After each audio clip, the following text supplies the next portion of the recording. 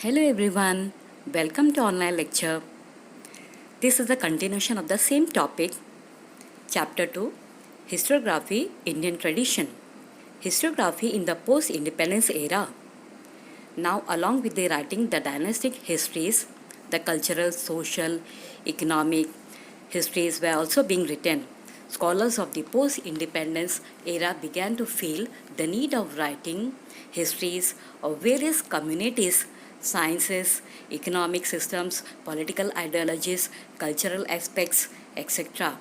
The historiography of this era has been influenced mainly by three ideological schools: Marxist history, subaltern history, and feminist history. Now, dear students, we move on to the Marxist history, that is, supporters of social and political histories. The concern for the means of production, modes of production, and the industrial relations were at the center in the writings of Marxist historians. Accordingly, to analyze the impact of every social event of significance has remained the basic theme of Marxist historiography.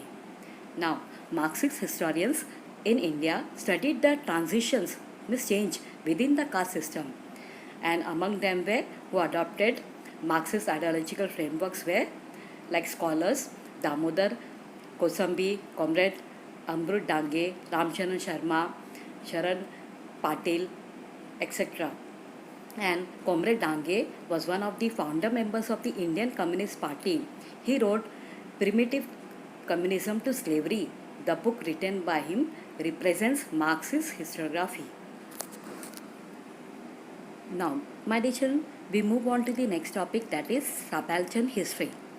The seeds of the subaltern history are found in the Marxist historiography. Subaltern means bottommost rank of the people in the society. The role of the Italian historian Antonio Gramsci is very important in developing the idea that history should be written starting from the bottommost ranks of the people in the society. In fact, bottommost means the bottommost ranks, and folklore has been considered as a very important source of writing subaltern histories. Ranjit Guha, an Indian historian, played a major role in establishing subaltern history as an important academic school of historiography. Mahatma Jyotirao Phule and Dr. Babasaheb Ambedkar had a similar thoughts.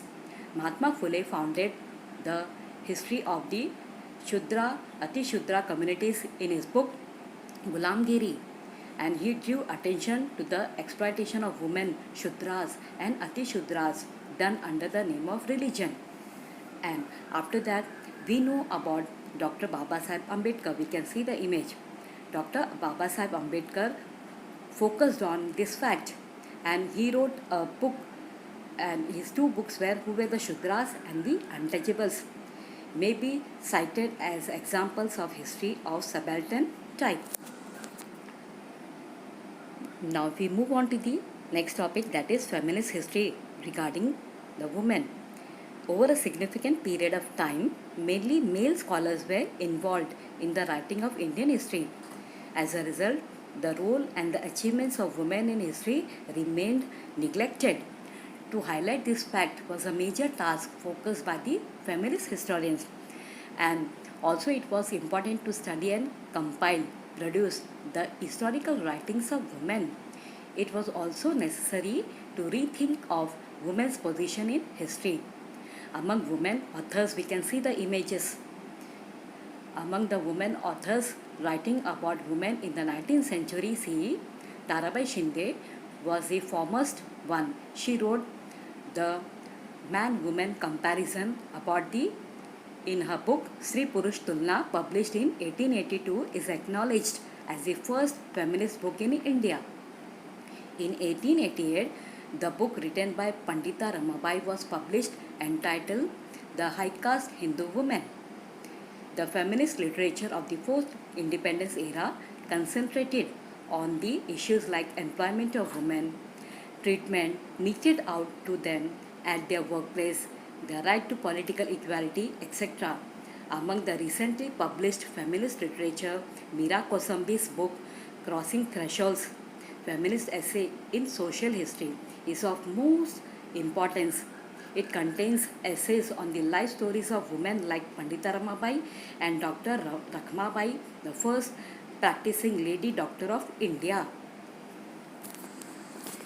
It is said that they have also wrote on the Dalit women in Maharashtra, like Dr. Sharmila Rege's work is noteworthy in this context.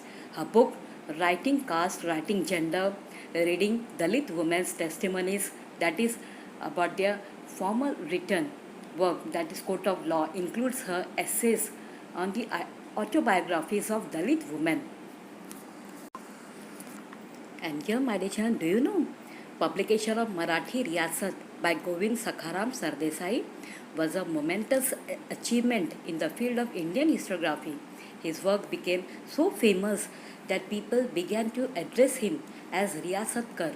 He published several volumes of Maratha history, and there have been a number of Indian historians who wrote without embracing a particular ideology. Among them, historians like Sir Jadunath Sarkar, Surendranath Sen, Riyasatkar, G.S. Sardesai, and Trambek Shankar Sejawalkar are noteworthy. In the recent times, historians like Yashwant Dinkar, Phadke, Ramchandra Guha, etc. have contributed extensively to the historiography of modern India. Thus, it is evident that the Indian historiography has been influenced greatly by the social and political movements.